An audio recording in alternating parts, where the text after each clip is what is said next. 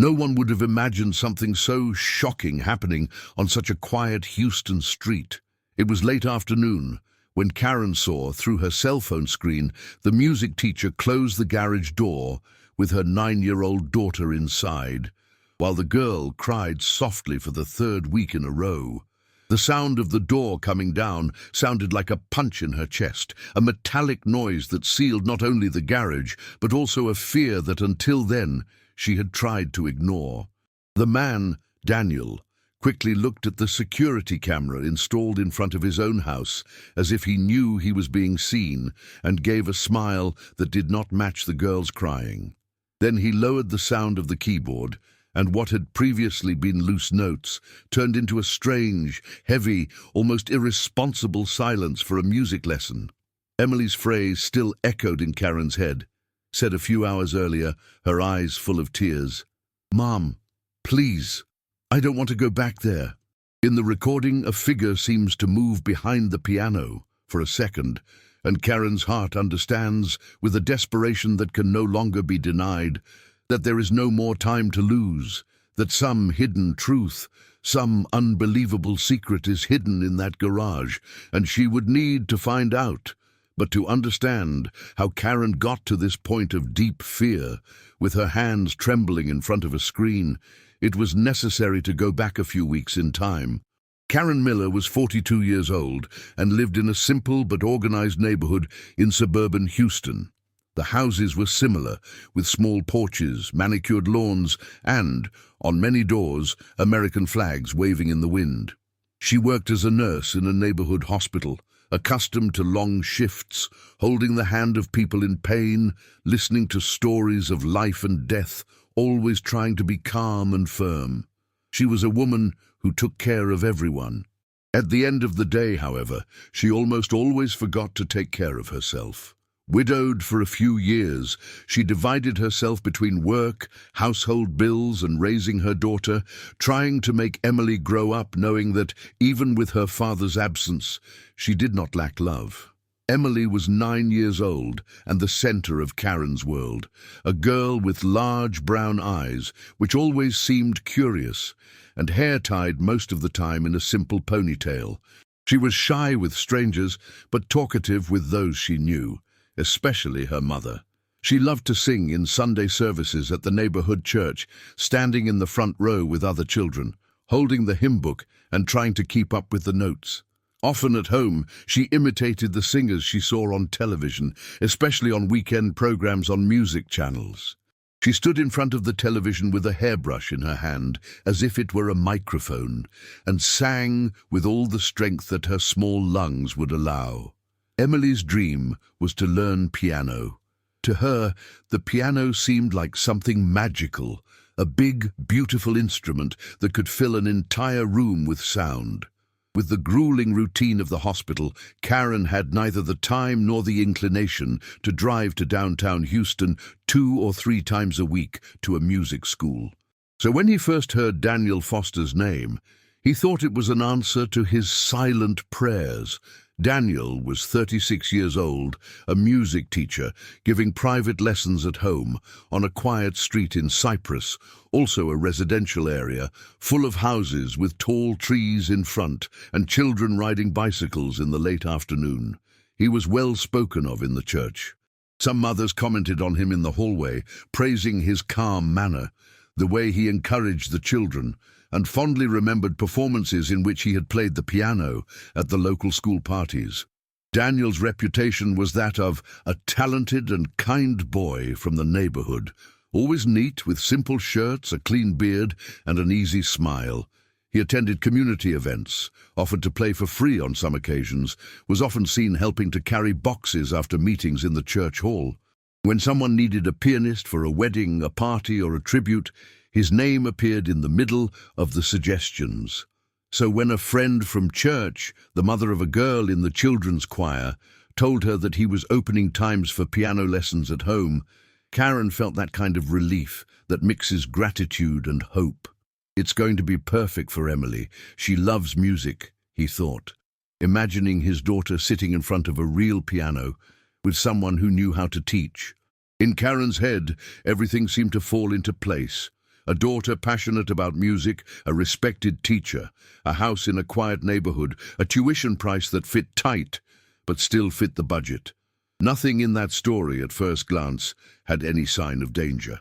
The setting was a portrait of normalcy, almost a propaganda picture of American suburban life. She had no way of knowing that in a few weeks she would look at this same scenario with different eyes.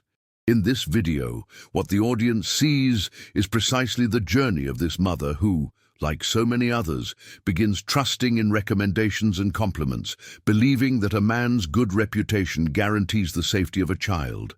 What is revealed, little by little, is the way in which small signs, which many people would consider silly, add up to form a picture that is impossible to ignore. By following Karen, the audience discovers how the maternal instinct, that tightness in the chest that does not go away, can be the only thread between apparent calm and a hidden truth that no one else wants to see. And above all, how the courage to take a step forward, even for fear of being judged, can change the fate of a daughter in a matter of hours. Karen knew that many mothers, just like her, used to doubt themselves. As she recalled Emily's early days of school with Daniel, she was aware that she too had ignored signs.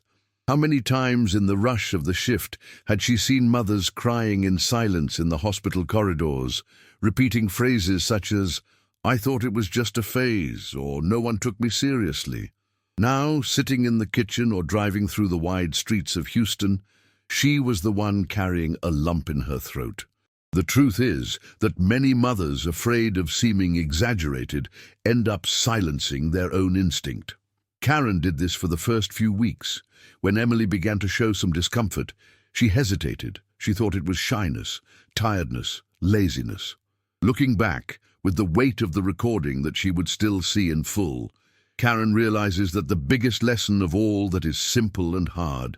Before hearing any compliment about a beloved teacher, a well-spoken school or a family home, a date, mother needs to hear her own daughter's cry. For every polite smile Daniel showed in public, there was a small change in Emily's gaze that she almost missed.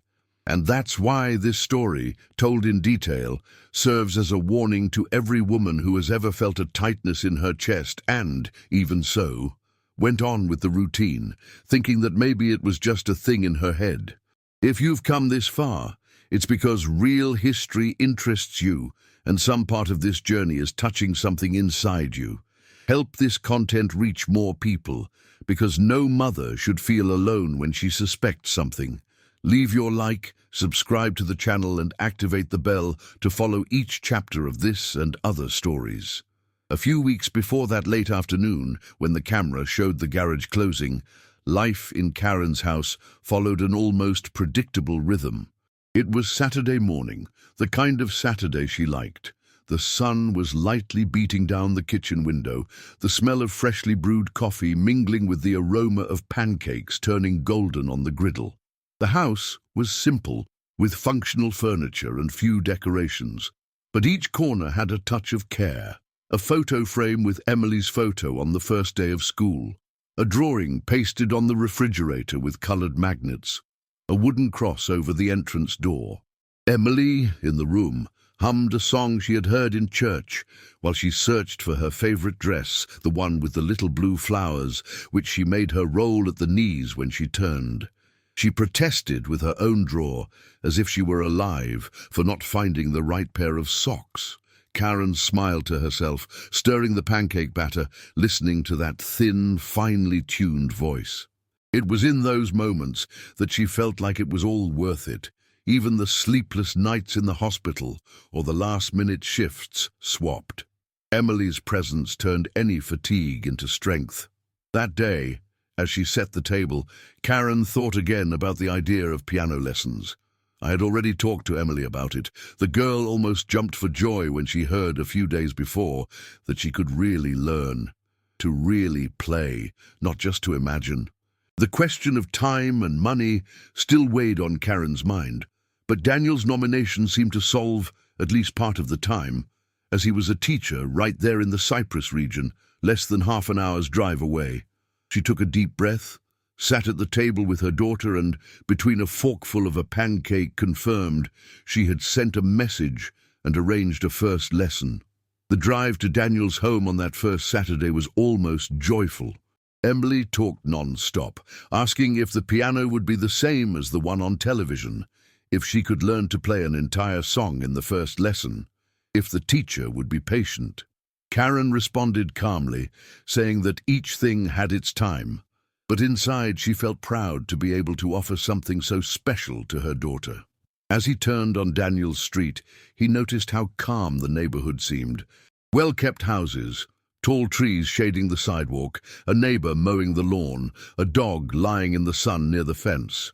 Daniel's house had an American flag on the porch and vases with flowers in the windows. The first impression was of security. When she parked, Karen got out of the car, straightened Emily's headband, and walked with her to the door. Before it even knocked, the door opened. Daniel appeared with a wide smile, greeted them both, lowered his body a little to speak directly to Emily, complimented her eyes, asked if she was excited to touch. His voice was calm, his gaze seemed steady. He said that he was very happy to be able to develop the talent of such a dedicated child, and commented naturally that the classes would be in the garage, where he had set up his own space with sound insulation so as not to disturb the neighbors. Karen felt a little discomfort when she heard garage, but soon calmed down when she saw from the side a large door that gave access to this space. He thought that many musicians adapted garages to rehearse, that this was common in American homes. Daniel invited Emily in, quickly showed her the front room, where there was a piano, some sheet music, pictures with musical notes. Then he mentioned that the main piano of the lessons was in the garage, with better acoustics, and that it would be there most of the time. As they headed toward the back of the house, Karen stood at the door, watching. Emily looked back only once, before disappearing from the side, and smiled shyly but sincerely. For her, at that first moment, everything was new and expectant. Karen, seeing her daughter accompanying Daniel, told herself that she was doing the right thing. "He is recommended by the church. Everyone speaks well. I have no reason to think badly," he repeated mentally, as if he needed to convince his own conscience. It wasn't in that first class that the fear really appeared, but looking back, it was there that the story began. Karen decided to wait in the car parked in front of the house. He turned on the radio at low volume, looked at messages on his cell phone, thought about the shopping list, the medicines of some patients, the bills that would come. Sometimes, entertained in her thoughts, she forgot for a few minutes that her daughter was next door with a man she barely knew, and this made her turn her gaze to the house just to confirm that everything seemed calm. The class lasted about 50 minutes. When Emily left through the same side door, she came with a slight tired smile, her cheeks flushed, breathing a little harder, as if she had concentrated too much. In the car, with her belt buckled, Karen asked how it had been. Emily replied that the piano in the garage was beautiful, that Daniel played very well, but that she was just tired. It was a simple answer, nothing alarming. The girl leaned her head against the seat, looked out the window for a while, and soon began to talk about something else, about a classmate, about a drawing she saw on television. Karen breathed a sigh of relief. Everything seemed normal. There was still a shadow, a thread of doubt, but it was so thin that she preferred not to pull. The following weeks brought, little by little, almost imperceptible changes. In the eyes of those who saw it from the outside, the routine remained the same. Every Saturday, Karen would set the table, make coffee and pancakes, invite Emily to eat. Then, the two would leave by car, cross the wide streets full of cars parked on the sidewalks, until they reached Daniel's house. But underneath this routine, small details began to come together, like pieces of a puzzle that no one wanted to put together. 2 weeks after the first class, the trip to Daniel's house no longer had the same brightness. Emily, still in her pajamas, went down the stairs more slowly, dragging her feet on the wooden floor. I sat at the table, looked at the plate, stirred the pancake without much hunger. Her eyes, which had previously sparkled when talking about learning the piano, now seemed duller on Saturday mornings. Karen noticed, but tried to explain. "You're tired of school, it's normal." Maybe she slept badly. Saying this to herself was easier than admitting that something might be wrong. That morning, however, a different detail caught Karen's attention. As they approached Daniel's house, Emily held tighter to the strap of her backpack, as if her small hand was clinging to that piece of fabric. When they got out of the car, the girl did not run to the door. He walked slowly, head down. When Daniel opened the side door, waved and called, Emily went, but without smiling as before. Karen stood on the sidewalk, watching. As soon as the girl crossed the side gate that gave access to the garage, Daniel, with a quick gesture, pulled the metal door down. The dry noise of the door coming down echoed through the street. At that moment, Karen felt butterflies in her stomach, as if someone had thrown a bucket of ice water inside her. The image was simple, a garage door closing. But for one mother, seeing her daughter disappear behind a heavy metal in a space she herself couldn't see had a strange weight. "Why doesn't he leave the door open a little? It's just music, isn't it?" she thought, trying to soften the discomfort. He looked around. The street was quiet. A car passing slowly, a man watering the garden, a boy riding a bicycle in the distance. Nothing there matched the feeling of silent despair that was beginning to be born inside her. Still, Karen got back in the car and got in. He closed the door, started the engine, but did not leave. She stood still for a few minutes, looking in the rearview mirror in the direction of the house, the heartbeat a little faster than normal. She thought about sending a message to her friend who had recommended the classes, asking if her daughter also had classes in the garage, if the door was always closed. But at the same time, she was afraid of seeming paranoid. "If I start questioning everything, they will say that I went crazy after I became a widow," she thought, feeling a weight on her conscience for her own doubt. While he waited, time seemed to move more slowly. The radio was playing some music, but Karen was barely paying attention. I looked at the clock on the panel from time to time, measuring the duration of the class. She thought about going down and pretending that she had forgotten something to give to her daughter, just to see the environment from the inside, but she didn't have the courage. The line between instinct and exaggeration seemed so thin that she feared crossing it and regretting it later. "He is loved by the community. He plays in the church. No one has ever said anything too much," he repeated mentally. When class was finally over, the garage door went up again with the same metallic noise. Emily appeared carrying her backpack, her head a little lowered. He got into the car without saying much. Karen, in a soft voice, asked if it had been difficult.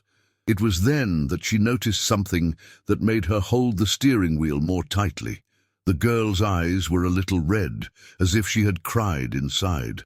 Emily looked away, stared at the window, as if to avoid meeting her mother's eyes. Karen asked if everything was okay. Emily replied that the music today was heavy, a vague explanation, with simple words, but with a tone that did not suit someone who just got tired of playing. As she approached her mother in the car seat, the girl hugged her waist for longer than usual, as if she didn't want to let go. Karen felt her small body tremble slightly. The hug, which in other situations would be just a gesture of affection, at that moment sounded like a request for help that did not come in words. Inside, Karen began to put together a series of questions. Why would she cry in a class that should be a cause for joy? Why does the door need to be completely closed? Why am I ignoring this tightness in my chest? At the same time, a part of it tried to rationalize. He thought that maybe the song he chose was sad, that Emily was sensitive for some other reason, that children cry for many reasons. He questioned whether he wasn't seeing too much, creating monsters where there were only shadows. The fear of being unfair or accusing someone without evidence still spoke loudly. When she got home, the routine continued. Emily went upstairs, took a shower, put on comfortable clothes, turned on the television, but Karen noticed that her daughter was quieter. His eyes were slow to fix on something. At night, when he went to cover the girl in bed, he saw that she hugged the pillow tightly, as if looking for comfort. The goodnight kiss seemed more necessary than ever. As she left the room, Karen took with her the faint smell of children's shampoo and a heavy restlessness, which would accompany her down the dark corridor to the kitchen. If this revelation, as subtle as it may seem, is already arousing in you a deep curiosity about what really happened in that garage and about everything a mother can feel before she has proof, it is worth recording it right now. Comment: I want more stories for this community to grow, and please leave your like on this video so that more mothers can be alerted by signs like these. On the following Saturdays, the signs became clearer for anyone who wanted to see. Emily began to wake up even earlier on school days, not out of enthusiasm, but out of nervousness. He went down the stairs with a tense face, his eyes swollen as if he had slept badly. He would sit at the breakfast table and fiddle with his hands, twirling his fork between his fingers, pushing the food from side to side without actually eating. Karen noticed the way the girl looked at the kitchen clock, as if every minute that passed brought her closer to something she didn't want to face. By the third week, the change was impossible to ignore. Before they even arrived at Daniel's house, still in the parking lot of the market where they had stopped briefly to buy milk, Emily turned her face to her mother, her eyes full of tears, and whispered, almost as if she were asking for forgiveness for that, "Mom, can we skip today? Please." The voice came out thin, trembling, full of fear. It wasn't the request of a lazy child who doesn't want to go to a workout or a boring class. It was a request with desperation, with true fear. Karen felt her heart tighten in a way that almost left her breathless. For a second he thought about turning around, going home, cancelling everything. Instinct screamed inside her, telling her that no activity, no matter how good, was worth a daughter's tears. But like many mothers, she also carried the pressure of what others had already said. He remembered the school principal commenting in a casual encounter how beautiful she thought it was for a mother to invest in special music lessons with such a respected teacher in the neighborhood. She remembered her friends at church praising Daniel, saying that he was a gift from God to the children. Between instinct and the opinion of others, Karen was trapped. Maybe it's just shyness, she thought, trying to cling to a simple explanation. Maybe she's just tired of the week. He swallowed, ran his hand through Emily's hair, and said that the class would not be long, that after that they could go to the ice cream parlor. Guilt was already beginning to grow within her, but at that moment she still didn't know the dimension of what was at stake. What she didn't imagine was that the next few hours would destroy all the certainties she had about security, confidence, and appearance. But what happened in the next few hours would destroy all the certainties she had. If you are here so far, it's because this story is stirring you. What follows will show the exact moment when everything changed in this mother's mind. So, stay with me, because every detail that will still be told helps to understand how the instinct of protection can be the line between danger and salvation. That Saturday, after her daughter's request to skip class, Karen made a different, albeit timid, decision. Instead of leaving Emily in front of the professor's house and leaving, as she had been doing, she decided that she would not leave without observing a little more. When she arrived at Daniel's house, she parked the car, accompanied her daughter to the side gate, exchanged a few quick words with the teacher, who, as always, was smiling and pretended that she would follow the same script as always. But instead of leaving, he went around the block and parked on the back street. She took out her cell phone, pretended to be on a call, put on her headphones, to look like just a woman walking while solving something important. He approached, with calculated steps, the side wall of Daniel's house.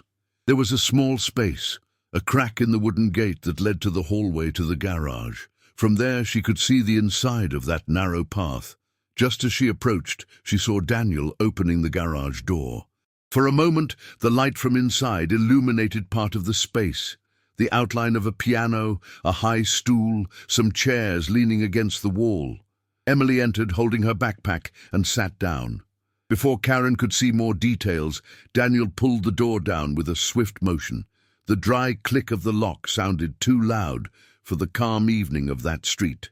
The closed door left only a trickle of light at the bottom, a thin line that cut through the shadow. The feeling of being outside, unable to see, not knowing for sure what was happening inside, made Karen's stomach turn. She put her hand on the trunk of a tree, took a deep breath, trying not to let her head run before her body. From inside the garage came piano notes, initially soft, then faster, then wrong, as if small fingers were trying to accompany something they didn't know well. Between one sequence of notes and another, she could hear Emily's low voice, perhaps repeating something Daniel said. At times, however, the sound disappeared, neither piano nor voice. A strange, heavy silence took over, as if someone had pressed pause on everything, and it was precisely in those moments that Karen's heart seemed to beat louder, as if her body said that silence hid something. She stood there, between the gate and the trunk of the tree, walking a few steps back and forth, pretending to be distracted by the phone, but with all her senses turned to that enclosed space. The smell of cut grass came from a neighboring house. The distant noise of a lawnmower mingled with the sound of the few piano notes passing over the silence that bothered her so much. A light breeze stirred the leaves of the trees, but inside Karen, nothing moved lightly. Every second that passed, every pause in the music, increased the feeling that something didn't fit. At the same time, her mind was building defenses. Am I going crazy? Does anything now scare me because I'm alone? How many mothers leave their children in private classes and don't think about it at all? Questions came and went, like waves, trying to erase the drawing that was beginning to appear. But as much as he tried to convince himself that it was an exaggeration, the body did not lie. His hands were cold, his heart racing, his mouth a little dry. Time passed slowly until the end of the class. When the garage door finally went up, the metallic noise seemed even louder. Karen took a few steps back so as not to be seen so close. From where he was, he could see Emily coming out first, hugging her own backpack as if it were a shield. His face was pale, his eyes once again moist. Daniel came behind, put his hand on her shoulder with a gesture that, to anyone, could seem just a touch of encouragement, but that for Karen, at that moment, seemed more like a mark of undue possession. On the way to the car, Emily avoided looking back. He entered, put on the belt with mechanical movements. When Karen asked how it had been, the girl replied in a low tone, "It's just special lessons, Mom. He says I'm his favorite student." The word special stuck in Karen's mind like a thorn. Special classes, favorite student. In many contexts, that could be a compliment, a source of pride. In that car, on that street, after a class in a closed garage with locked doors and strange silences, the word gained another weight, another color. On the way home, the houses with manicured lawns and flags on the door looked like the set of a movie that no longer matched Karen's real life. She drove in silence, hearing only the sound of the engine and, from time to time, Emily's deep sigh in the back seat. Her head revolved around the same questions. Why so much secrecy for a music lesson? Why does my daughter, who loved to sing, now ask to be absent? Why am I taking so long to act? At night, after the shower, Emily lay in bed, but it took her a long time to fall asleep.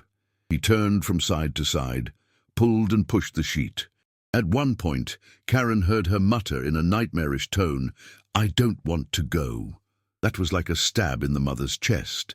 There, she understood that it was no longer just shyness.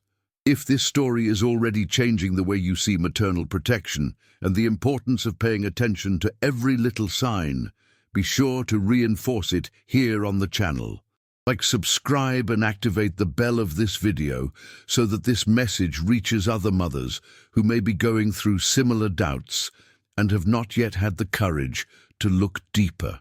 The following Sunday, after another sleepless night, in which the noise of the kitchen clock seemed to be the only sound in the house, Karen decided to look for another way to confirm what she felt. After the morning service at the neighborhood church, as people began to spread out into the parking lot and the cafe lounge next door, she approached two mothers she knew by sight. One had a son in the children's choir, the other a girl who took guitar lessons. He knew that the two had some connection with Daniel. The women talked excitedly about Sunday lunch, about their children, about the week's plans. When Daniel's name came up, it was amidst praise. One of them said he was a gift to the community, always willing to help, always patient with the children. The other commented that her son loved the classes, that he had improved a lot since he started with him, and that she felt grateful to have someone so dedicated around. Karen listened to everything with a lump in her throat, as if every compliment was a reminder that if she raised any suspicion, she would immediately be seen as exaggerated. Gathering courage, she commented, almost in a tone of relief, that Emily had been crying before classes, that she seemed to be more nervous, that she had talked about special classes, and that the garage door was always closed. I was waiting, deep down, to hear some confirmation, some other mother saying that she also thought it was strange, but what he received were ready-made, very common phrases. Children have phases. Maybe she's just more sensitive. You know how they dramatize sometimes, especially at this age. Instead of support, she felt even more alone.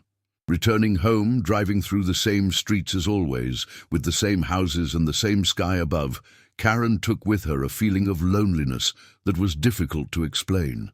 It wasn't just being physically alone with her daughter. It was not having anyone with whom to share that real fear, that discomfort that no one seemed to understand. Could it be that I'm the one exaggerating, or is everyone blind? He asked mentally, looking in the rearview mirror and seeing for a moment his own pale face, with deep dark circles, reflected. Inside the house, the routine tried to follow, but Karen's mind did not stop. Every little memory of a gesture from Daniel, every word from Emily about being the favorite, every closed door, it all seemed to come together in a kind of invisible mural in her head. And it was in this state, between doubt and fear, that she began to realize that it was not enough to observe from afar. If he really wanted to understand what was happening in that garage, he would need to find a way to see inside, without depending on anyone's opinion. And with that, a new idea began to form, still timid but firm, preparing the way for what would come next. Nothing in this story happened by chance. Every cry, every closed door, every word repeated was, in fact, a warning. What you are discovering here may be the missing piece to understand everything. Stay until the end, because the most surprising moment is yet to come. And it is precisely this that will show how a mother can turn fear into action. That Friday night, Karen's house looked like so many others in suburban Houston. The television in the living room was on a light program. The smell of mac and cheese still took over the kitchen, and the clock on the wall struck a little after 8. Emily was sitting at the table, finishing the last piece of dough with cheese, her feet dangling under the chair, as she had done since she was a little girl. On the outside, it was a common scene. Inside, Karen's heart beat in a different rhythm. She took a deep breath and called her daughter in the calmest voice she could find, asking the two of them to pack the backpack for the next day's music class together. Emily stood up slowly, took the plate to the sink, and wiped her hands on the tea towel in an automatic gesture. The two went up the stairs, one after the other, past the portraits on the wall, until they reached the girl's room. Inside, the lamp on made the environment cozy, with a yellowish light reflecting on the toys and small memories that Emily collected since she was little. Karen unzipped her backpack and placed it on the bed. She spread the sheet music on the sheet, watching her daughter's every gesture as she folded the papers carefully, arranging them in a transparent plastic folder. Emily was careful with the music stuff, as if somehow she understood that it had a special value. The girl put away the pencils, the eraser, the notebook, running her fingers through the objects as if she were trying to delay the moment when everything would be ready. Karen watched in silence.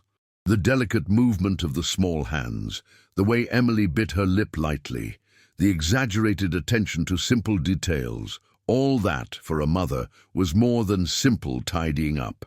It was a sign of the weight that class had on her daughter's head.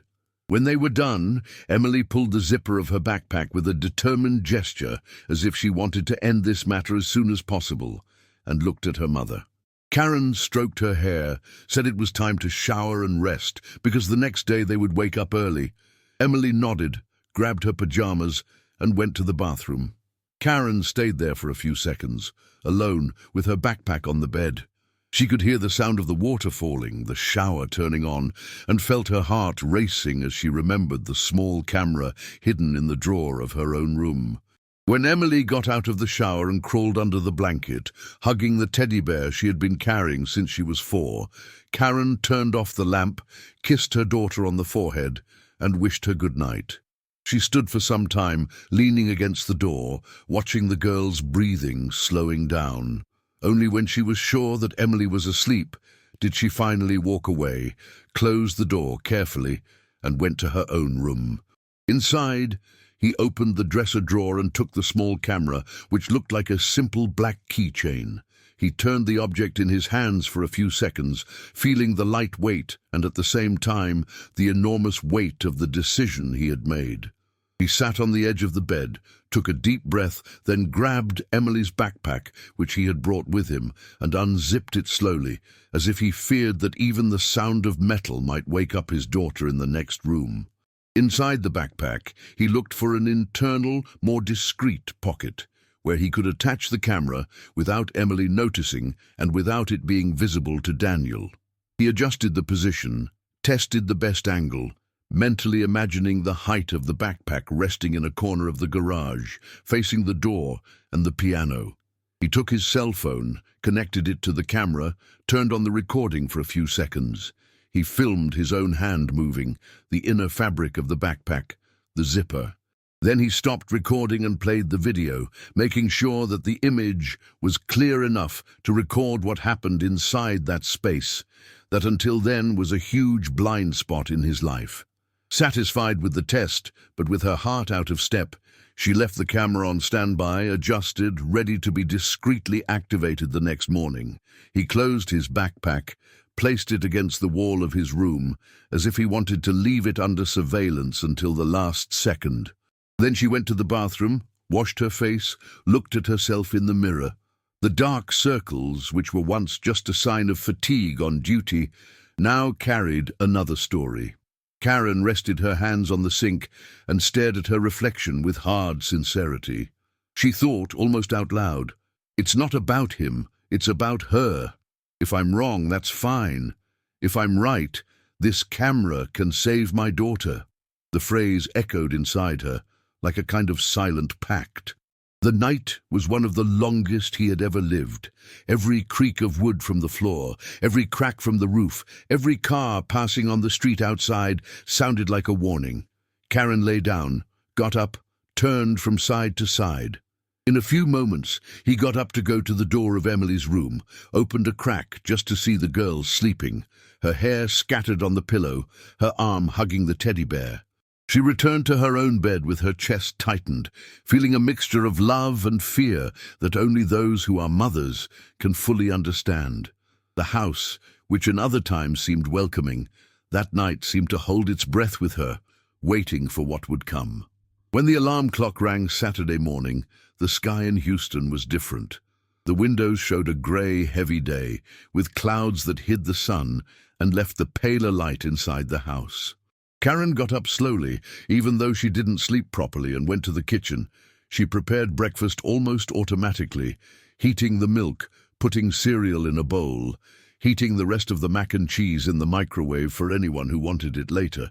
Everything looked the same, but the weight of what she knew she would do that day slowed down the mechanical gestures. Emily came downstairs with her hair messed up and her face crumpled with sleep. He sat at the table, stirred the cereal without much desire. Karen watched her fingers drumming on the tabletop, a clear sign of nervousness. She tried to start a light conversation, to ask about a drawing the girl had seen from a friend from school, but Emily answered with short sentences, her head down, as if she was trying to avoid thinking about what would come after coffee. When she finished eating, Emily got up and went to get her backpack. Karen felt a shiver when she saw her daughter hanging on her back, what she now carried not only sheet music and notebook, but also a silent eye that would be her only way to see what was happening behind the garage door. Before leaving, he simulated an affectionate gesture, adjusting the strap of the backpack on the girl's shoulder and taking the opportunity to discreetly press the button that turned on the recording. His heart raced. From that moment on, there was no turning back.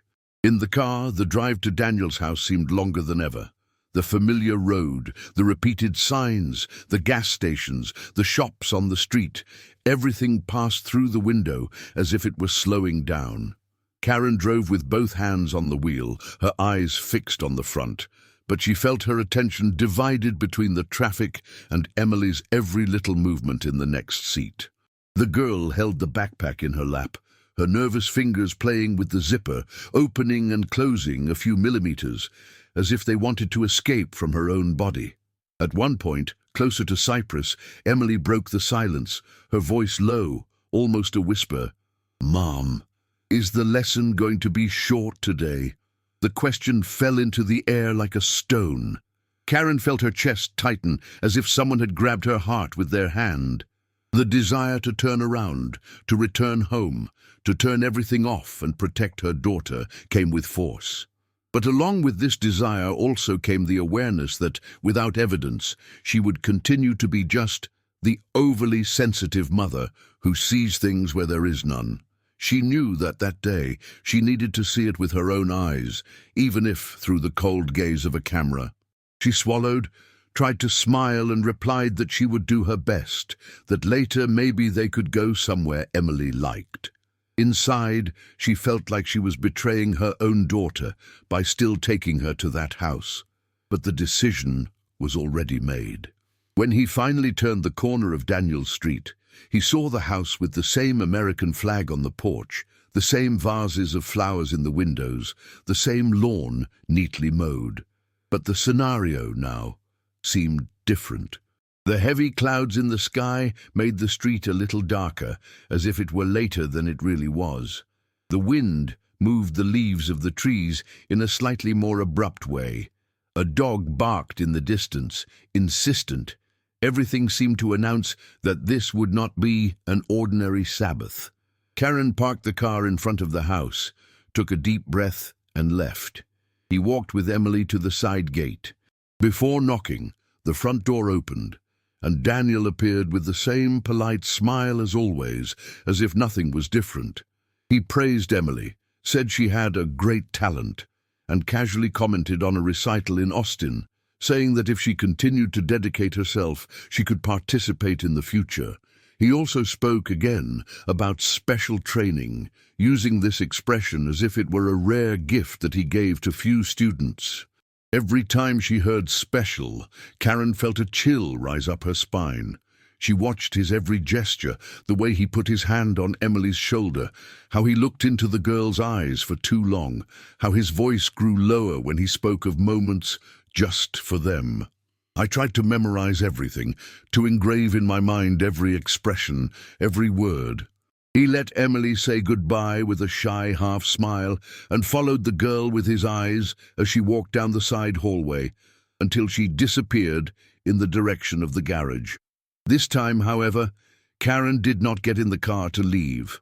As soon as Daniel closed the side gate, she slowly returned to her own car, got in, closed the door, and started the engine just to disguise it. He drove a few meters ahead and parked again, on a corner that still allowed him to see the side of the house if he looked in the rearview mirror. He turned off the car, took out his cell phone, and checked if the connection to the camera was working, but decided not to watch anything there at that moment. She knew that the priority now was to stay calm, to be in the right place, at the right time, to receive her daughter as soon as the class ended. The minutes that followed seemed like hours. Karen looked at the clock on the dashboard every bit, mentally counting. 15 minutes, 20, 30. From time to time he closed his eyes for a few seconds, feeling his heart beat in his neck. My head was filled with questions. Am I doing the right thing? What if I'm wrong and I'm interpreting everything unfairly? What if I'm right and still arrive too late? Each of these questions hurt in a different way. She watched the houses around her through the window. A woman leaving the garage with shopping bags, children playing on bicycles in the background, a man walking with a dog on the sidewalk. Life went on the street, as if nothing was happening inside that other garage, where a 9-year-old girl and an adult man were alone, the door closed. How many things will happen behind closed doors and no one ever knows, he thought, feeling a shiver run through his arms. From time to time, Karen would roll down the window of her car to try to hear something. The wind brought bits of sounds, a few piano notes, too fast for someone just learning, a short laugh, which sounded more forced than spontaneous. Then, silence. It was this silence, more than any other sound, that left her almost breathless. The absence of noise where there should be music seemed an even louder alert. Her hands sweated so much that she had to wipe her jeans, rubbing her palms, as if that could drive out her anxiety. At times, he seriously thought about getting out of the car, going to the garage door, banging hard and demanding that it open. But I also imagined Daniel's surprised and perhaps offended look, the reaction of the community, the comments of the other mothers. If I enter for no reason, they will say that I went crazy. But what if I wait too long? He repeated mentally, in a cycle that seemed to have no end. The clock came close to the usual end time of class. Karen's chest rose and fell faster. She knew with a clarity that almost hurt that this Sabbath was a watershed. There was no more room to pretend that I didn't see it, to call it a phase, shyness, tiredness. Everything he had experienced with Emily in the last few weeks, every cry before class, every nightmare whispering, "I don't want to go," every closed door, everything converged on that moment. Suddenly, the metallic noise of the garage door rising again cut the air off the street. Karen straightened her posture on the bench, held the steering wheel tightly as if she needed something solid not to fall apart. He saw through the mirror Emily's head appear first, then her whole body, the backpack on her back. The girl's face was red, her eyes moist, her mouth in a tense line. Daniel came behind, saying something with a smile that didn't match the child's expression. He leaned in slightly, ran his hand over Emily's shoulder in a way that made Karen's stomach turn. Emily walked towards the car with quick steps, as if wanting to get out of an uncomfortable place right away. He entered, closed the door, put on his belt without looking back. He took 2 or 3 deep breaths, trying to calm down. Karen asked in the softest voice possible how the class had been. The answer came in a short sentence, scratched inside. The songs were difficult. Pause. As if required to complete the information, Emily added that Daniel wanted to increase classes to twice a week, so that she would get better faster. The sentence fell on Karen like a huge weight. Twice a week meant twice as many opportunities for something she didn't yet have the courage to name, but which she already felt with all her might. The urge to say a firm no came immediately to her mouth, but she held back. She just replied that she would think about it, trying not to scare her daughter even more there at that moment. Inside, however, his mind screamed that it would never happen. "Never again," he repeated silently. "Never again will I put her alone with him." On the way home, Emily leaned her head against the window glass and, within minutes, fell asleep. Sleep came too fast, too heavy, as if it wasn't just physical fatigue, but the result of an enormous emotional effort to endure something I didn't want to tell. Karen looked at her from time to time, feeling a pinch in her heart to see her so small, so fragile, with her face relaxed in sleep, not knowing that, in a few hours, everything that was hidden in that garage would be brought to light. When they got home, Karen helped Emily get out of the car without waking her up completely. The girl walked as if she were in another reality, between awake and asleep. She went upstairs, changed her clothes, lay down on the bed, and hugged the teddy bear. In a few minutes, he was given over to a deep sleep. Karen stood at the door for some time, watching her daughter's chest rise and fall at a leisurely pace. I knew that, in a way, this was their last moment of ignorance. From that point on, there would be no more room for doubt. Hours later, when night fell and the house became silent, Karen went downstairs to the kitchen. He turned off the lights, let only the dim light coming from the street enter through the window over the sink. He sat at the table with the notebook in front of him, the camera pen drive in his hand. Her hands trembled so much that she had to rest them on the cold surface of the table for a few seconds, taking a deep breath before turning on the computer.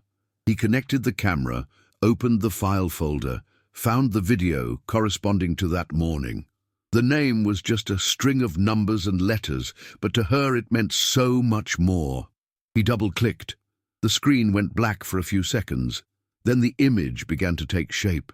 Karen brought her face closer to the monitor, as if she wanted to get inside that small screen. The first thing that appeared was the inside of the backpack, shaky, dark, until the camera stabilized in the corner of the garage. The painting showed part of the cement floor, the foot of the piano, the side of the bench where Emily sat, the girl's legs dangling nervously. In the background, there was a chair where Daniel was sitting, papers on a support, some cables on the floor. The picture wasn't perfect, but it was enough. In the first few minutes, everything seemed like an ordinary class. Daniel showed chords, his hand pointing keys. Emily tried to repeat, made mistakes, started again. His voice was soft. He explained slowly. The girl seemed tense, but obedient. Karen realized she was holding her breath, so she made a conscious effort to inhale and exhale more slowly. For a moment he thought, what if that's really all it is? What if I'm seeing monsters where there aren't any? But even with this brief hope, his body remained on alert. As the video progressed, Daniel's gestures began to change little by little. He got too close. Instead of just pointing the keys, he began to position himself behind Emily, partially wrapping her with his arms, under the pretext of showing the correct position of his hands. Her body shrank a little, visibly uncomfortable. Karen gritted her teeth, feeling her chest burn. Daniel's hand went down the side of the girl's arms in a way that was not necessary to teach the piano. At one point, she saw Emily move her legs as if trying to walk away discreetly, but without the courage to say anything. The girl's face did not fully appear, only her chin and part of her mouth, but it was possible to notice the tension in the way she bit her lip.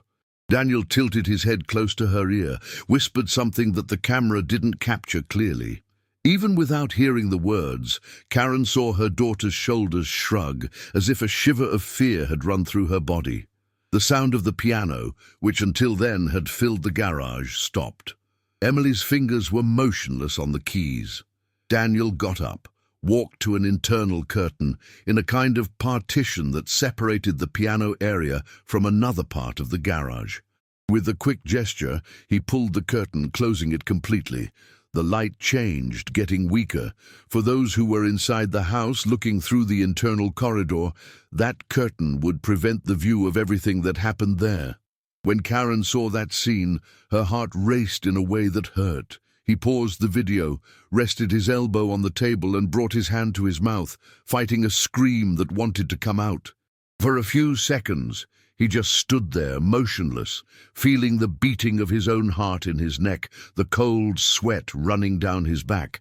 She knew, with the certainty that only the deepest instinct brings, that this curtain had nothing to do with acoustics. It was a barrier for curious eyes, for anyone who passed through the internal door of the house. A barrier to the truth. Squinting, Karen went back a few seconds and hit play again, this time at a higher volume. The sound of the fabric being dragged by the rod took over the dark kitchen. Then, an eerie silence. Then Emily's voice, so low it was almost lost. "Can we keep the door open, please?" asked the girl, in a tone that mixed fear and hope. Daniel's response came quickly, and although the camera caught only part of the sentence, it was clearly possible to hear, "You're my special girl. This is our secret." It was as if the kitchen floor disappeared under Karen's feet. The nausea rose so fast that she had to run to the bathroom. He held the sink with both hands, leaned over it, breathing hard. He didn't vomit, but he felt his whole body tremble.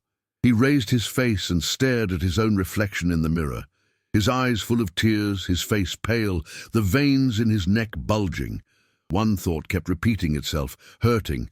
"I left my daughter alone with him week after week." The tears flowed, hot, silent. For a few moments, she let herself cry.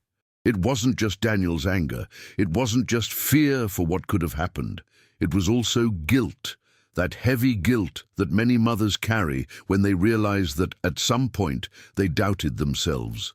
But in the midst of this sea of feelings, something began to change. The pain gave way to a kind of hard, almost cold clarity. When the tears subsided, Karen wiped her face, took another deep breath, and returned to the kitchen. When she sat down again in front of her laptop, she was no longer the same woman who pressed play for the first time. Now, she knew what she was seeing. He knew that, from then on, no one could say that it was an exaggeration, that it was imagination, that it was a child's phase. He had something in his hands that went beyond instinct. He had proof. And with that, he felt a different strength born within him, the strength of one who has suffered enough and decided that he will not be deceived again. If you are here, it is because this story deserves to be heard to the end, with all the truth it carries. What comes next will surprise you even more, not only for what was discovered, but for the way this mother turns despair into action. Don't leave this video before you know how it all ended, and the impact it had on the lives of many people. That same night, after seeing the first scenes and hearing those words about secret and special girl, Karen realized that she could no longer postpone the next decisions. Still, with his heart racing, he recalled the video a few more times, stopping at the points where Daniel's hand went beyond the limits of any class. Every misplaced gesture, every unnecessary approach, every forced silence was like one more nail in the certainty that he could not continue to be close to Emily or any child. He turned off the laptop for a few minutes and slowly climbed the stairs. He stopped at the door of his daughter's room. Emily slept soundly, hugging the teddy bear, the covers half messy. The peaceful appearance of sleep contrasted with the weight of what Karen had just seen. The mother approached, sat on the edge of the bed, and ran her hand gently through the girl's hair. For a moment, he thought about waking her up, telling her half the truth, apologizing right there. But he contained the momentum.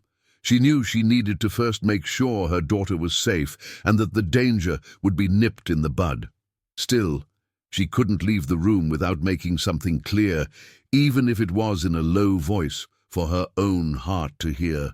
He whispered, leaning over Emily, "It's over, my love, I promise.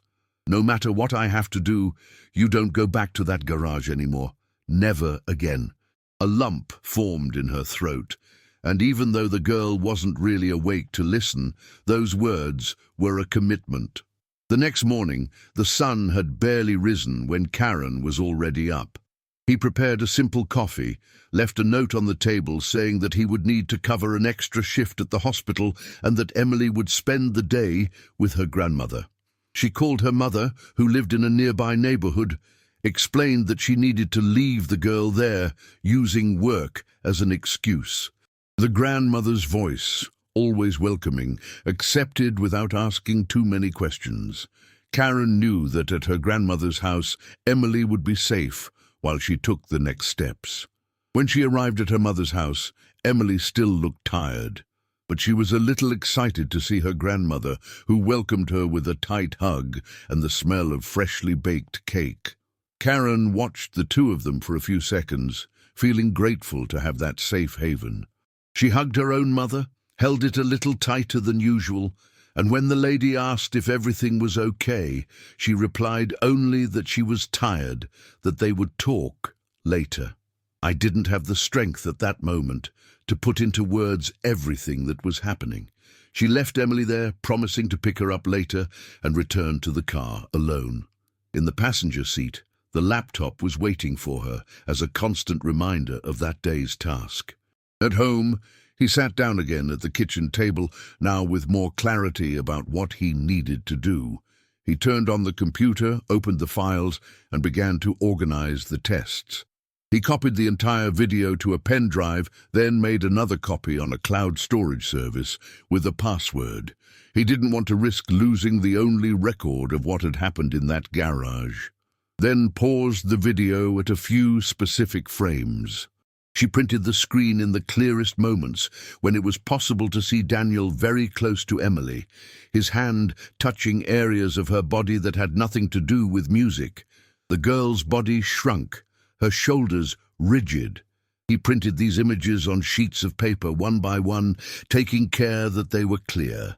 When he saw the photos coming out of the printer, he felt a mixture of disgust and relief. Disgust for what they represented. Relief to have something that no one could deny. With the pen drive in her pocket, the prints in a folder, and the notebook in her purse, Karen left the house again, this time towards the neighborhood police station. The path seemed at once swift and eternal. She knew that when she walked through that door, she would no longer be just a suspicious mother.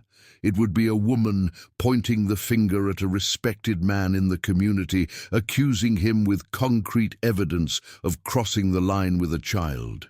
The courage this required was enormous, but at that point there was no room to go back. At the police station, he asked to speak to someone about a case involving a child. The voice came out shaky but firm. She was directed to a small room with a table, 2 chairs, and a computer. A detective, with a serious but attentive expression, sat in front of her and asked what was happening. Karen took a deep breath and began to tell from the first signs: the classes in the garage, the crying before going, the nightmares, the word special, the hidden camera. As he spoke, he felt his hands sweat again, but he continued, step by step. At one point, he took the pen drive out of his pocket and put it on the table. He told about the video, about the images, about the phrases he had heard. The detective connected the device to the police station's computer and watched excerpts of the file, in silence. The policewoman's expressions changed without her having to say anything. Her brows furrowed as the curtain was closed. His jaw locked when he heard the phrase about a secret and a special girl. When she finished, she leaned back in her chair, took a deep breath and said, in a direct way, that this was serious, that measures would be taken. Karen felt her legs almost fail. Part of her still dreaded hearing that she was exaggerating, that the picture wasn't clear, that maybe she was misinterpreting. But no, the detective was clear. It was not an exaggeration. It was not imagination. There was a behavior there that needed to be seriously investigated. He explained that a bulletin would be opened, that the video would be attached to the inquiry, that a specialized team would evaluate everything, including the possibility of hearing other children who had classes with Daniel. Before leaving, Karen received a firm orientation, not to confront the teacher directly, not to warn him of anything, not to schedule more classes. The police would need to act in the right way, with discretion, so that the evidence is not erased, and so that other possible victims are protected. She listened, nodded, understood, but deep down, she knew that a part of her still wanted to look into that man's eyes and say that she knew everything. As he left the police station, the air outside seemed different. The sky was still cloudy, but inside Karen, something had lit up. It was no longer just a solitary suspicion. Now there was a path being followed. Still, the fear had not gone away. Now it mingled with an almost fierce determination. His daughter wouldn't go back to that garage. Soon, God willing, no other children would return either. This story is not light. It is not simple and it is not for everyone. If you are here, it is because you want to know the truth behind the facts, no matter how hard it may be. What comes after this phase is the revelation of everything that happened when justice began to act, when other mothers entered the scene, and when an entire community needed to review what it thought it knew about someone so respected. Are you ready to keep listening? Before we move on, help bring real stories to those who really care. Like this video, subscribe to the channel, and activate the bell so that this message reaches more people who, like you, believe that child protection is not an exaggeration. It is an obligation. The afternoon was cloudy in Houston, with thick clouds obscuring the sun and making Cypress Street even quieter than usual. Karen parked the car in front of Daniel's house and, for a moment, just stared at the facade that until recently represented for her a place of opportunity for her daughter. Now those same light walls seemed to hide a darkness that no one had wanted to see. A few meters behind, discreetly, a very flashy, unmarked vehicle was stopped. Inside, two plainclothes police officers who had already seen the video from the hidden camera watched the movement carefully. Karen knew they were there. She knew she was no longer alone. But even so, the weight of the moment seemed to be entirely on her shoulders. She took a deep breath, feeling the steering wheel slip a little from her sweaty hands. He remembered Emily's face the night before, curled up in bed, hugging the teddy bear, trying to tell in simple words what she felt when the garage door closed.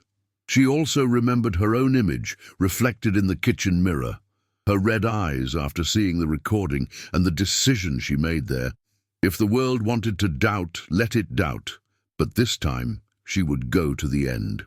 He opened the car door with his hand still cold, got out and walked down the sidewalk towards the house. The neighborhood was strange that afternoon. There were no children playing in the street, as on other days. A dog lying on the porch of the neighboring house raised its head, as if it sensed that something important was about to happen. The air felt heavier, as if nature itself held its breath. When Karen reached the gate, she paused briefly, looked sideways, and glimpsed the policeman's car in the background. They waved discreetly, as if to say, "We are here." This small gesture gave her an extra thread of courage. She climbed the small step of the porch and rang the bell. The sound echoed through the house. While she waited, she wanted to turn her back and run, go back to the car, to her daughter's lap, pretend that none of it was real. The hand that had rung the doorbell now trembled at his sides. She pressed her fingers against her own leg, trying to stop the tremor. He heard footsteps inside, the lock turning, and then the door opened. Daniel appeared with the same polite smile as always, that smile that so often deceived the entire community. Light shirt, combed hair, a light smell of cologne in the air. For a second, the contrast between his appearance and the images Karen had seen on the kitchen screen made her head spin. She felt an almost physical urge to step back, to accept that smile as if it were true, as she had done so many times. But behind the memory of the smile came the image of Emily crying, begging not to go. It was this image that held her feet on the ground. She stared at him, took a deep breath, and, in a firmer voice than she imagined she would have, said she needed to talk about the classes. Daniel opened the door a little wider, as if to invite her in, but she remained on the threshold without moving forward. Meanwhile, one of the officers got out of the patrol car and began to approach from the side, at the right pace to be close enough without drawing immediate attention. The mood on the street has changed. It was as if the air was getting even thicker, as if the walls of the house had begun to hear. Karen took her phone out of her pocket slowly, as if this simple gesture meant crossing an invisible line from which there would be no return. He noticed that his hand was still shaking, but he still managed to slide his finger across the screen, find the video, and select a clear passage, in which he could see Daniel behind Emily, leaning too close, talking about secrets and closed doors. She turned the cell phone, raising it at chest height, and showed it to him. His eyes went down to the screen, still with a polite smile on his face. But that smile lasted only a few seconds. When he recognized his own image, the garage, the piano, the way he approached the girl, his face changed. The smile faded into a hard line. The eyes lost their rehearsed softness. The color seemed to slip a little from her cheeks. Karen noticed this exact moment, as if she had been waiting for him since the night before. Without looking away, she said, in a low but firm voice, "I know what you did in that garage." These words came out as if they came from a place deeper than fear itself, a place that only a mother knows when she needs to protect a child. Daniel blinked, took a step back, and instinctively tried to pull the door close, as if by closing the door of the house he could also erase the truth that had just been shown. But it was too late. The approaching policeman stepped forward, held the door before it closed, and quickly identified himself, showing his badge. In a few seconds, everything became a scene of contained action. The second policeman came from the car, approaching from the other side. Daniel tried to argue, to say that it was a misunderstanding, that the video could be misinterpreted, that it was all part of a closer teaching method. The words sounded empty, fragile, like a shell that breaks at the slightest touch. The police reported that he was being detained for investigation, that there was enough material to take him. When they put the handcuffs on her wrists, right there, at the door of the house that so many families thought was safe, Karen felt a mixture of relief and pain, so strong that she almost had to lean on the balcony railing. Neighbors began peeking through the windows. Some curtains moved discreetly. A man who was mowing the lawn in front of the house next door turned off the machine, letting the silence take over. The image of Daniel, handcuffed, being led to the car, contrasted with everything those people knew about him until then. He was the gentle teacher, the talented musician, the man who played hymns in church. Now he had his hands tied, his head bowed, muttering justifications that no one there wanted to hear.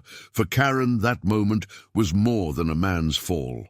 It was the exact point at which it was confirmed, in front of everyone, that she was not crazy, that the fear she felt was not an exaggeration, that her daughter's crying was not drama.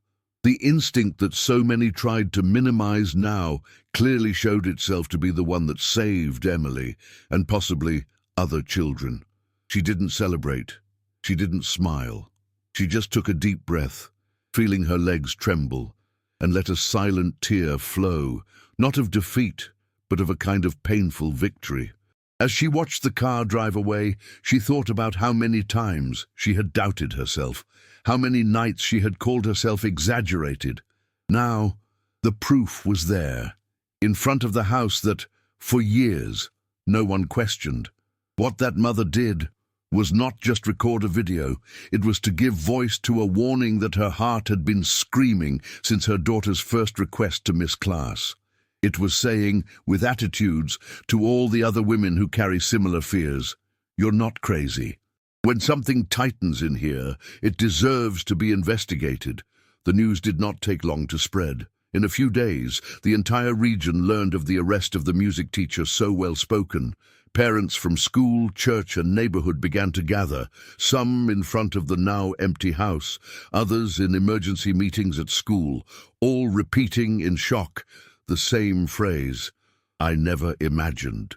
Mothers cried in the parking lot, remembering times when they left their children there, alone, blindly trusting in Daniel's good reputation. Parents walked from one side to the other, not knowing what to say to their children. The investigation took its course. With the video in hand and the testimonies of Karen and Emily, other reports began to emerge. Girls who, at some point, felt too special in music classes, who heard similar phrases, who were also afraid of the garage door closing, started talking. Some were older, others still small. The pattern of behavior, previously hidden behind the piano and sympathy, began to become evident. For Karen, though, the center of the story has always been Emily. While the community went through this kind of collective awakening, she focused on taking care of her daughter. With the help of colleagues at the hospital, she sought out a child psychologist who had experience with trauma and fear. He found a professional in a bright office with walls full of drawings, toys separated into colorful boxes, and a bookshelf with children's books. The room seemed a world apart, far from closed garages and metal doors. At first, Emily arrived shy at the sessions, holding her mother's hand tightly. Gradually, he loosened up. The psychologist didn't force anything. He let Emily draw, play, give different names to the things she felt. In one of the meetings, he handed the girl blank sheets and colored pencils. Emily drew a piano, a door, and a very small girl, close to something much bigger than herself. In the next session, he drew the same door, but this time with a crack of light and a large figure next to the girl with a heart drawn on his chest. When the psychologist asked who that figure was, Emily replied simply, "It's my mother." She opened the door. At home, at night, the routine has also changed. Karen began to lie next to Emily more often, holding her daughter's small hand as she fell asleep. Often, they were silent, just feeling each other's presence.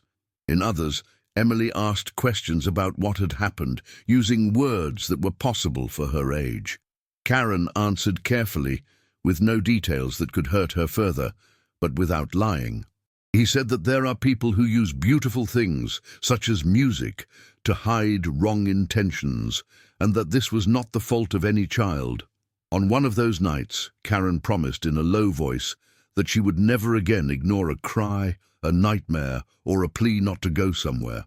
That promise wasn't just for Emily, it was also for herself and for all mothers who, for fear of seeming exaggerated, push inside what the heart feels. She realized that her mission from then on would not only be to rebuild her daughter's safety, but also to turn her own pain into a warning for other women. As the months passed, Karen began receiving invitations to speak at small mothers' gatherings in Houston. First, there were meetings at the school, then organized groups in the church hall. At first, she was reluctant. The story still hurt. But she understood that if she kept everything only indoors, she would leave other children vulnerable to similar stories. So he decided to speak. She recounted in simple words exactly how it had all begun. The crying before class, the request to be absent, the garage door closing, the fear of being the only one to see the problem, the feeling of isolation when no one else saw what she saw. She didn't use complicated terms. She didn't dramatize more than reality itself was already dramatic. She spoke like a mother who could be sitting next to anyone else in the waiting room of a doctor's office. In each encounter, she saw in the eyes of the other women the same kind of doubt that she had already carried. Some cried when they recognized, in their words, situations that they were also experiencing. Others confessed, embarrassed, that they were afraid to investigate certain signs and end up missing the mark. In those moments, Karen repeated the phrase that had become almost a personal motto. "I'm not braver than you. I just stopped apologizing for listening to my own heart." This phrase circulated in the community's message groups, was repeated in meetings, written in notebooks. Gradually, it stopped being just a mother's story and became a point of support for many, a reminder that intuition is not weakness, it is a tool of protection. 1, 2, 3 years passed. Daniel faced a long process, with testimonies, evidence, lawyers, hearings. In the end, he was convicted. Justice recognized the gravity of his actions, and he lost not only his freedom for many years, but also the image of trust he had built. The house in Cyprus was sold.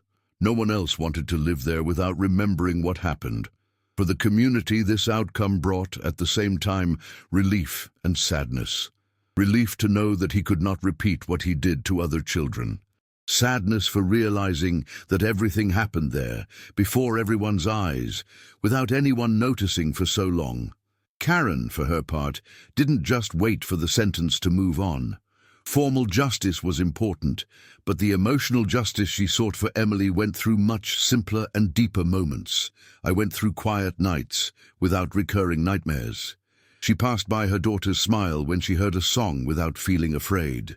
I went through the days when Emily came home from school telling something funny that happened, without the shadow of the garage appearing in each conversation. Today, Emily no longer cries when listening to music. She still enjoys singing, but chose the guitar over the piano. She told her mother that she prefers to feel the instrument leaning against her body, as if it were a hug, because it reminds her that she has control, that she can back off whenever she wants. Classes are now in an art school with glass doors, where parents can see everything, where there is no room for special secrets in closed rooms. Karen remains vigilant, it's true. She's attentive to every change in mood, to every different expression of her daughter, to every phrase that sounds like a cry for help. But he learned to transform this vigilance into care, not into constant fear. He discovered that it is possible to protect without suffocating, to listen without invading, to guide without generating panic.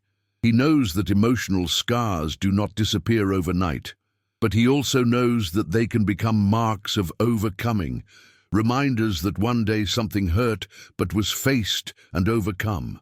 For each woman who hears this story, there is a silent and firm reminder.